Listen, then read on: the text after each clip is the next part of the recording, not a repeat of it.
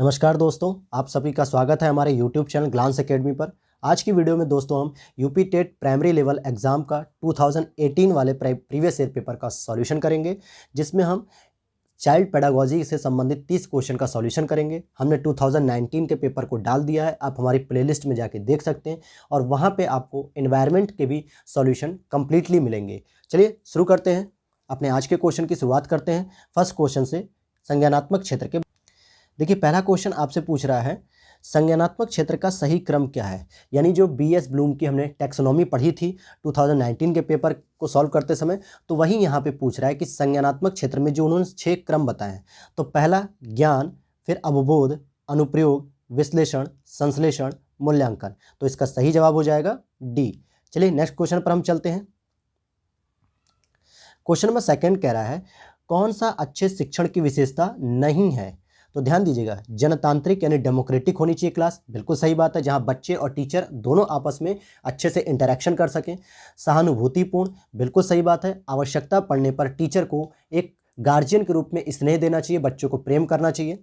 तीसरा स्वेच्छाचारी, यानी ऑटोनोमस एक तरीके से हो जाती है स्वेच्छाचारी, कि आप कुछ भी कहेंगे और किसी को कोई फर्क नहीं पड़ेगा, ये व्यवस्था गलत होती है। तो अच्छे शिक्षण की विशेषता नहीं पाई जाती है, तो इसलिए इसका आंसर हो जाएगा दोस्तों, क्या हो जाएगा, इसका आंसर सी हो जाएगा। चलिए क्वेश्चन नंबर हम थर्ड की तरफ चलते हैं। अभिप्रेरणा का प्रत्याशा सिद्धांत किसके द्वारा दिया गया है। मास्लो, हर्ज़बर्ग, विक्टर ब्रूम या स्किनर। तो सही जवाब हो जाएगा विक्टर ब्रूम। चलिए हम आगे पढ़ लेते हैं इनके बारे में। अभिप्रेरणा का प्रत्याशा सिद्धांत अमेरिकन मनोवैज्ञानिक विक्टर एच ब्रूम ने दिया था। मास्लो ने अभिप्रेरणा की आवश्यकताओं का पदानुक्रम सिद्धांत दिया, और जबकि हर्ज़बर्ग ने अभिप्रेरण का दोहरा कारक सिद्धांत और स्किनर ने अभिप्रेरण का सक्रिय अनुबंध सिद्धांत दिया था। तो चारों ही लोगों ने अभिप्रेरणा से संबंधित सिद्धांत दिए हैं, लेकिन विक्टर ब्रूम साहब ने प्रत्याशा सिद्धांत, मास्लो ने पदानुक्रम सिद्धांत, हर्ज़बर्ग ने दोहरा कारक सिद्धांत और स्किनर ने अनुबंध सिद्धांत दिया है। तो ये छोटे छोटे अंतर के साथ आपसे प्रश्न पूछ लिए जाते हैं। नेक्स्ट क्वेश्चन पर हम चलते हैं। क्वेश्चन नंबर 4 कह रहा है अग्रिम व्यवस्थापक प्रतिमान किस परिवार से संबंधित है। सामाजिक अंतःक्रिया, सूचना प्रक्रियाकरण, वैयक्तिक या व्यवहार परिमार्जन। तो अग्रिम व्यवस्थापक जो प्रतिमान होता है वो सूचना प्रक्रियाकरण प्रतिमान से जुड़ा हुआ होता है। चलिए हम क्वेश्चन नंबर 5 की तरफ चलते हैं। आइए क्वेश्चन नंबर 5 की तरफ अगर हम चलें, क्वेश्चन नंबर 5 आपसे पूछ रहा है कौशलों के स्थानांतरण के लिए कौन सा उपयोगी है। रेखीय अभिक्रम, शास्त्रीय अभिक्रम, कौशल अंतरण एक गति है न कि उद्देश्य, और तैयारी और सर्जन। तो इसके लिए यही आंसर सही हो जाएगा, कौशल अंतरण एक गति होती है, कोई उद्देश्य नहीं होता। यानी आपने जितना भी कुछ सीखा है वो कहीं ना कहीं अप्लाई होता चला जाता है। चलिए आगे समझ लेते हैं इसके बारे में, थोड़ा सा और आसान हो जाएगा। कि देखिए इसमें क्या कह रहा है कि कौशल अंतरण एक गति है न कि उद्देश्य, अर्थात छात्र सरल से कठिन की ओर सीखते हुए बढ़ता है। धीरे धीरे बच्चा सरल सीखते सीखते फिर बड़ी चीज़ों को या कठिन चीज़ों को सीखना सीख जाता है। चलिए क्वेश्चन नंबर 6 की बात करते हैं हम। कौन सा शिक्षण सूत्र का सही नहीं है, मतलब कौन सा शिक्षण का सूत्र सही नहीं है। अनिश्चित से निश्चित की ओर जाना, दृश्य से अदृश्य की ओर जाना, सरल से कठिन की ओर जाना, निगमन से आगमन की ओर जाना। तो इसका सही जवाब क्या हो जाएगा, निगमन से आगमन की ओर जाना। देखिए बच्चों को पहले कुछ चीज़ें नहीं पता होती हैं तो अनिश्चित से निश्चित की ओर ले जाते हैं, फिर दृश्य से अदृश्य, सरल से कठिन। लेकिन यहाँ पर जो चौथा ऑप्शन दिया था एक गलत था, सही ऑप्शन होना चाहिए था आगमन से निगमन की ओर जाना। कहाँ से जाते हैं हम, आगमन से निगमन की ओर जाते हैं। आइए इसके बारे में जानते हैं। निगमन से आगमन की ओर शिक्षण सूत्र सही नहीं है। शिक्षण सूत्र निम्नलिखित सरल से जटिल की ओर, ज्ञात से अज्ञात की ओर, अमूर्त से मूर्त की ओर, प्रत्यक्ष से अप्रत्यक्ष की ओर, विशिष्ट से सामान्य की ओर, विश्लेषण से संश्लेषण की ओर, अनुभव सिद्ध से तर्कसंगत की ओर, मनोवैज्ञानिक से तार्किक की ओर, अपूर्ण से अपूर्ण की ओर तथा अनिश्चित से निश्चित की ओर जाते हैं। चलिए नेक्स्ट क्वेश्चन पर चलते हैं। क्वेश्चन नंबर 7, माइक्रो टीचिंग का चक्र का प्रथम पद क्या होता है। यानी जो आपको टीचिंग कराई जाती है बीएड के प्रोग्राम्स के दौरान, जो आपको ट्रेनिंग दी जाती है, जो 36 मिनट की जो माइक्रो टीचिंग होती है, सूक्ष्म शिक्षण, उसमें सबसे पहला काम क्या होता है कि आप एक लेसन प्लान बनाते हैं, यानी प्लानिंग बनाते हैं। तो पहले आप क्या करेंगे, लेसन प्लान यानी कि पाठ योजना बनाएंगे, फिर उसकी टीचिंग करेंगे, फिर उस पर जो है कि फीडबैक लेंगे, प्रतिपुष्टि, फिर पुनः पाठ योजना बनाएंगे और पुनः शिक्षण करेंगे और पुनः प्रतिपुष्टि करेंगे। और मैं उम्मीद करता हूँ कि आप सभी लोग इस स्टेप से गुजरे होंगे। चलिए नेक्स्ट क्वेश्चन पे हम चलते हैं। क्वेश्चन नंबर 8, कौन सा अवबोध स्तर के शिक्षण में शामिल है? फिर से एक क्वेश्चन आ रहा है, अनुप्रयोग, तुलना, पृथक्करण और अन्वेषण। तो ध्यान दीजिएगा, हमने जो अनुप्रयोग पढ़ा था वो संज्ञानात्मक स्तर पे था, लेकिन अवबोध स्तर पे पूछ रहा है, तो इसका सही जवाब हो जाएगा अन्वेषण बच्चों, अन्वेषण हो जाएगा। आइए क्वेश्चन नंबर हम नेक्स्ट चलते। क्वेश्चन नंबर 9 आपसे कह रहा है, शैक्षिक सुधारों में प्रभावी विकेंद्रीकरण तभी संभव होगा जब खंड एवं संकुल संदर्भ केंद्रों की भागीदारी बढ़ेगी, स्थानीय संदर्भ व्यक्ति उपलब्ध होगा, अध्यापकों के पास संसाधन और प्रासंगिक सामग्री भी मौजूद होगी। तो यहाँ पे तीनों ही ऑप्शन सही पाए जा रहे हैं, इसीलिए इसका सही आंसर हो जाएगा डी, क्योंकि प्रभावी विकेंद्रीकरण तभी संभव होगा जब खंड और वह संकुल के संदर्भ में केंद्र की भागीदारी बढ़ेगी और जो स्थानीय लोकल लेवल के जो व्यक्ति होते हैं वो भी वहाँ उपलब्ध हों और अध्यापक के पास एक पर्टिकुलर यानी कि सभी चीज़ों की रिसोर्स होने चाहिए, संसाधन उपलब्ध होने चाहिए। चलिए क्वेश्चन नंबर हम 10 की ओर चलते हैं। एक छात्र पढ़ रहा है, उसका नाम लेकर किसी ने बुलाया, निम्न में से किस संवेदना द्वारा वह छात्र अपनी अनुक्रिया प्रकट करेगा? जैसे कहीं भीड़ में आप रहते हैं, कहीं मार्केट में रहते हैं या किसी सेमिनार में रहते हैं और आपको आपके नाम से जब कोई बुलाता है तो सामान्यतः आप रेस्पॉन्स क्या करते हैं? पहली नज़र में पीछे देखते हैं, और अगर आपको पता है कि हाँ कोई फ्रेंड पर्टिकुलर जिसको मैं जानता हूँ तो आप उसको सीधे रिप्लाई कहते हैं कि हाँ बताओ क्या हुआ। तो इस तरीके से पहले आप ध्वनि करते हो, मतलब ध्वनि संवेदना से पहले देखते हो कि किसी ने मुझे बुलाया है, फिर आप पीछे पलट के देखते हो, यानी दृष्टि संवेदना सेकंड नंबर पर आती है। तो चलिए यहाँ पर देखिए कि जब अनुक्रिया वो प्रकट करेगा तो ध्वनि संवेदना द्वारा अपनी अनुक्रिया प्रकट करेगा, क्योंकि पढ़ते समय उसका ध्यान पाठ्य सामग्री पर था, अतः वह अन्य संवेदना के द्वारा तुरंत अनुक्रिया प्रकट करने में सफल नहीं होगा, सीधे पहले बोल देगा हाँ, क्योंकि वो पढ़ रहा था। क्वेश्चन नंबर 11, पियाजे के सिद्धांत के अनुसार प्राक् संक्रियात्मक अवस्था की अवधि, सबसे इंपॉर्टेंट ये क्वेश्चन है, इसको आप रट लीजिए क्योंकि अक्सर एग्जाम में पूछा जा रहा है। इसका सही जवाब हो जाएगा 2 से 7 साल, यानी कि 2 से 7 ईयर जो है कि प्री ऑपरेशनल, इसको कहा जाता है pre operational condition.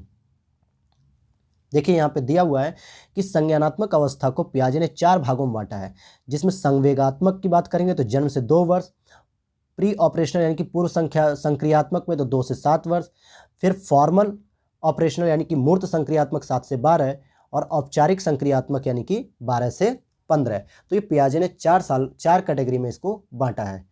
Question number 12 चलते हैं। निम्न में कौन सी बाद की बाल्यावस्था के बौद्धिक विकास की विशेषता नहीं है? यानी कौन सी बाद की बाल्यावस्था के बौद्धिक विकास की विशेषता नहीं है? विज्ञान की काल्पनिक कथाओं में अधिक रुचि लेना, बढ़ती हुई तार्किक शक्ति, भविष्य की योजना की सूझबूझ और काल्पनिक भयों का अंत। तो ये सही ऑप्शन हो जाएगा आपका सी, क्योंकि ये जो है बौद्धिक विकास की विशेषता नहीं होती बाल्यावस्था में कि भविष्य में उन्हें क्या करना है, इतनी वो समझ नहीं रखते हैं, बल्कि काल्पनिक जो हवाओं में जैसे सपनों में सोचते हैं कि भूत होगा, चोर होगा, तो उसका डर होता है, ये सारी चीज़ें होती हैं। चलिए नेक्स्ट क्वेश्चन है क्वेश्चन नंबर 13, कौन मनोवैज्ञानिक भाषा विकास से संबद्ध है? तो इसका सही जवाब क्या हो जाएगा? Noam Chomsky. ये बहुत ही पूछा जाता है कि लैंग्वेज डेवलपमेंट से रिलेटेड चॉम्स्की साहब का सिद्धांत जाना जाता है। देखिए यहाँ पर लिखा हुआ है कि नॉम चॉम्स्की साहब भाषा वैज्ञानिक, दार्शनिक, राजनैतिक, एक्टिविस्ट एवं लेखक थे। अल्फ्रेड बिने साहब सर्वप्रथम बुद्धि का वैज्ञानिक मापन प्रारंभ किया और पावलोव ने शास्त्रीय अनुबंध का सिद्धांत प्रतिपादित किया। नेक्स्ट क्वेश्चन आपका है, थॉर्नडाइक ने अपने सिद्धांत को किस शीर्षक से सिद्ध किया? तो इसका सही जवाब क्या हो जाएगा थॉर्नडाइक साहब के लिए? अधिगम के प्रयास एवं भूल। तो इसका ऑप्शन हो जाएगा ए आपका। चलिए हम आगे देखते हैं। गिरोह अवस्था, जैसे कहते हैं ना कि किस गिरोह में घूम रहे हो, यानी कि तुम्हारा गिरोह बहुत बढ़ गया है। अक्सर गार्जियन अपने बच्चों को इस तरीके से डांटते हैं। तो ये कौन सी अवस्था होती है? गिरोह अवस्था किस आयु वर्ग और विलंब विकास से संबंधित है? तो इसका सही जवाब हो जाएगा 8 से 10। और बहुत सारे बच्चे क्या करते हैं, 16 से 19 वाली अवस्था को लगा देते हैं, जो कि गिरोह अवस्था नहीं बल्कि तूफानी अवस्था कहलाती है, अर्थात एक तरीके से ये किशोर अवस्था हो जाती है। तो इसका सही जवाब हो जाएगा 8 से 10 वर्ष। चलिए क्वेश्चन नंबर 16 की बात कर लेते हैं।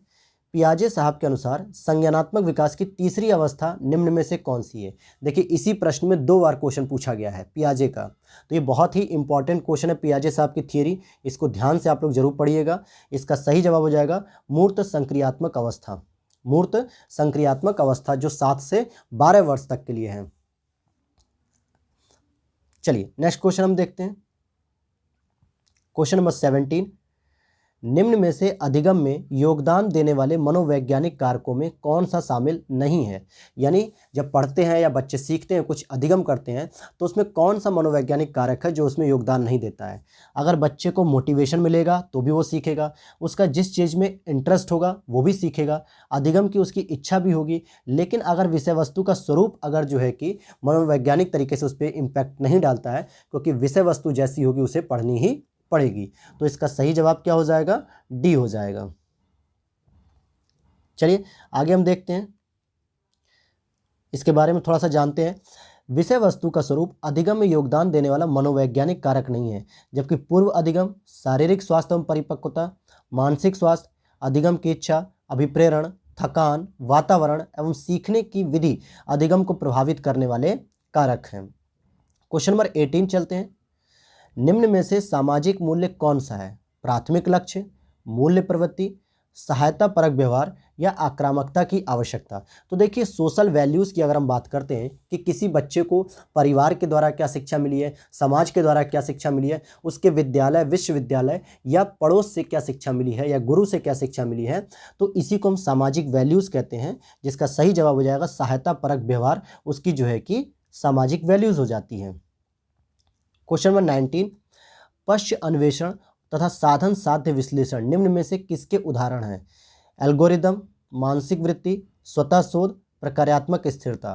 तो इसका सही जवाब हो जाएगा स्वतः शोध। क्वेश्चन नंबर 21 की अगर हम बात करते हैं, कौन सा थॉर्नडाइक के अधिगम से रिलेटेड है।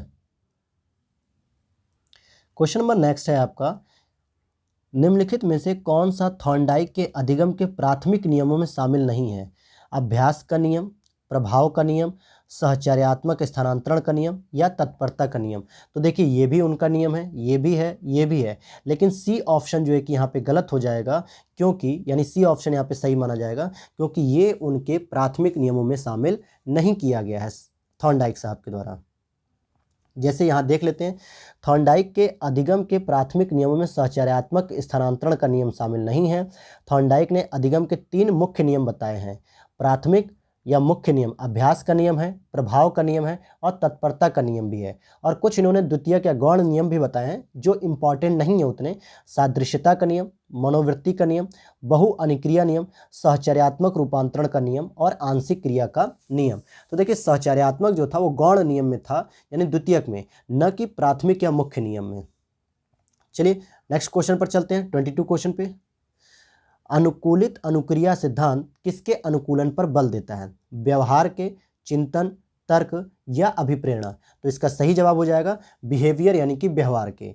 अनुकूलित अनुक्रिया सिद्धांत व्यवहार के अनुकूलन पर बल देता है। इस सिद्धांत के प्रतिपादक पावलोव साहब हैं और इन्होंने अपना प्रयोग कुत्ते पर किया था। अक्सर ये पूछ लेता है कि स्किनर साहब ने किस पे किया या थॉर्नडाइक साहब ने किस पर किया और पावलोव साहब ने किस पर किया था अपना प्रयोग। चलिए क्वेश्चन नंबर 23, क्रिया प्रसूत अनुबंधन का दूसरा नाम क्या है। नैमित्तिक अनुबंधन, प्राचीन अनुबंधन, समीपस्थ अनुबंधन या चिन्ह अनुबंधन। तो सही जवाब हो जाएगा नैमित्तिक अनुबंधन इसका दूसरा नाम है। या क्रिया प्रसूत अनुबंधन को नैमित्तिक या यांत्रिक या साधनात्मक अनुबंधन कहते हैं। क्रिया प्रसूत अनुबंधन का प्रतिपादन मनोवैज्ञानिक BF स्किनर साहब ने किया था। नेक्स्ट क्वेश्चन देखते हैं 24, निम्न में से कौन सा अधिगम की विशेषता नहीं है। अधिगम व्यवहार में अपेक्षाकृत स्थायी परिवर्तन है, बात सही है। अधिगम प्राणी की अभिवृद्धि है, यह भी सही है। अधिगम का अवलोकन प्रत्यक्ष रूप से किया जा सकता है, ये गलत है, क्योंकि प्रत्यक्ष के साथ साथ अप्रत्यक्ष रूप से भी किया जा सकता है। और अधिगम एक लक्ष्य उन्मुखी प्रक्रिया है, यह भी सही है। तो इसका सही जवाब क्या हो जाएगा, सी ऑप्शन हो जाएगा, ये अधिगम की विशेषता नहीं है। चलिए अगर हम बात करें नेक्स्ट क्वेश्चन की 25 क्वेश्चन, कोहलर का यह सिद्ध करना चाहते थे कि सीखना क्या होता है। स्वायत्त यादृच्छिक क्रिया होती है या संगनात्मक संकार्य है या एक ऐसी स्थिति जिसमें व्यक्ति पशु से श्रेष्ठ हो जाता है, या परिस्थिति के विभिन्न अंगों का प्रत्यक्षीकरण। तो सही जवाब हो जाएगा संज्ञानात्मक प्रकार्य होता है कोहलर के अनुसार सीखने के लिए। अगर उन्होंने कहा था कि ये क्या होगा, संज्ञानात्मक प्रकार। देखिए यहाँ पर एक और इंटरेस्टिंग फैक्ट यहाँ पे दिया हुआ है कि कोहलर साहब ने यह सिद्ध करना चाहा था कि सीखना संज्ञानात्मक संकार्य है, और उन्होंने अपना प्रयोग सुल्तान नामक चिंपैंजी पर किया। जिस तरीके से पावलोव साहब ने कुत्ते पर किया था, इसी तरीके से सुल्तान नामक चिंपैंजी पर भी इन्होंने किया था, कोहलर साहब ने। चलिए क्वेश्चन नंबर 26, किसी भी नई भाषा को सीखने के लिए कहाँ से प्रारंभ किया जाना चाहिए? वाक्यों के निर्माण से, शब्दों के निर्माण से, अक्षरों व शब्दों के मध्य साहचर्य से, या उपयुक्त में से कोई नहीं। तो जाहिर सी बात है शब्द और वाक्य बाद की कंडीशन होगी, इसलिए ये तो आंसर हो नहीं सकते। सबसे पहले हमने क्या पढ़ा, ABCDEF या क ख ग घ। तो पहले हम अक्षर पढ़ते हैं और उन अक्षरों से फिर हम शब्द बनाते हैं और शब्द से हम वाक्य बनाते हैं। तो इसका सही जवाब हो जाएगा C। चलिए नेक्स्ट क्वेश्चन हम देखते हैं। समावेशी कक्षा में किस प्रकार का या किस प्रकार के छात्र शामिल होते हैं? तो इंक्लूसिव एजुकेशन में जो सामान्य बच्चे होते हैं और साथ ही साथ जो विक्षिप्त होते हैं, मानसिक रूप से या शारीरिक रूप से दिव्यांग होते हैं, उनको भी शामिल किया जाता है। तो क्या हम कहेंगे सामान्य और विशिष्ट छात्र दोनों ही शामिल होंगे। चलिए नेक्स्ट क्वेश्चन की अगर हम बात करें, देखिए यहाँ लिखा हुआ है कि सामान्य और विशिष्ट छात्र शामिल होते हैं समावेशी शिक्षा में साधारण, योग्य, लिंग, प्रजाति, दिव्यांगता, चिंता स्तर, सामाजिक एवं आर्थिक स्तर, विभिन्न धर्म के छात्र छात्राओं को एक साथ शिक्षा दी जाती है। समावेशी शिक्षा विशिष्ट अधिगम के नए आयाम खोलती है, यानी ये को एजुकेशन पर भी फोकस करता है। नेक्स्ट क्वेश्चन है आपका, अधोलिखित में गणित संबंधी अधिगम अक्षमता को कौन सा पद परिभाषित करता है? कि गणित से संबंधित अगर कोई अक्षमता है तो पठन दोष, गणना दोष, निरस्ता संबंधी दोष, उपयुक्त में से कोई नहीं। बहुत आसान क्वेश्चन है, गणना करने में हमें प्रॉब्लम होती है, तो इसका आंसर हो जाएगा B 28 का। और ध्यान दीजिएगा, जब ये गणित संबंधी जो दोष होता है जिसको हम डिस्कैल्कुलिया बोलते हैं, जिसमें गुणा, भाग, जोड़, घटाव इत्यादि करने में समस्या होती है, और हमने डिस्ग्राफिया पढ़ा था। डिस्ग्राफिया क्या होता है आप लोग कमेंट बॉक्स में जरूर आंसर कीजिएगा। 29 क्वेश्चन, समावेशीकरण की सफलता के लिए आवश्यक है अभिभावकों की भागीदारी का न होना, अलगाव, क्षमता निर्माण का अभाव, संवेदनशीलता। तो इसका सही जवाब हो जाएगा D। कह रहा है समावेशीकरण की सफलता के लिए आवश्यक है संवेदनशीलता होनी चाहिए, प्रत्येक वर्ग के प्रति, प्रत्येक बच्चे के प्रति, प्रत्येक जो है कि छात्र के प्रति हमारे पास संवेदनशीलता होनी चाहिए, तभी वो समावेशीकरण बढ़ेगा। एंड लास्ट क्वेश्चन की अगर हम बात करें इस सेट की, तो कौन सा संवेग का तत्व नहीं है? दैहिक, संज्ञानात्मक, व्यवहारात्मक और संवेदी। तो सेंसर यानी कि संवेदी जो है कि संवेग का तत्व नहीं है, जबकि व्यवहार में, संज्ञान में और दैहिक रूप से इनका एक तरीके से व्यवहार देखने को मिलता है या इनका प्रदर्शन देखने को मिलता है। तो ये थे दोस्तों यूपी टेट प्राइमरी लेवल के पेपर 2018 का इन चाइल्ड पेडागोजी सेक्शन। अब इसके बाद नेक्स्ट वीडियो आएगी आपके लिए 2017 के पेपर की। और अगर आप लोगों ने अभी तक चैनल को सब्सक्राइब ना किया हो तो प्लीज़ चैनल को सब्सक्राइब कर लीजिएगा। और एनवायरनमेंट, पेडागोजी, हिंदी, इंग्लिश, इन सभी के प्रीवियस ईयर पेपर के हम लोग धीरे धीरे सेट डालते जा रहे हैं। और आप लोग अगर इस तरीके की तैयारी करना चाह रहे हैं तो चैनल को सब्सक्राइब कर लीजिएगा। ठीक है, वीडियो अच्छी लगे हो तो लाइक ज़रूर कीजिएगा। जय हिंद, जय भारत।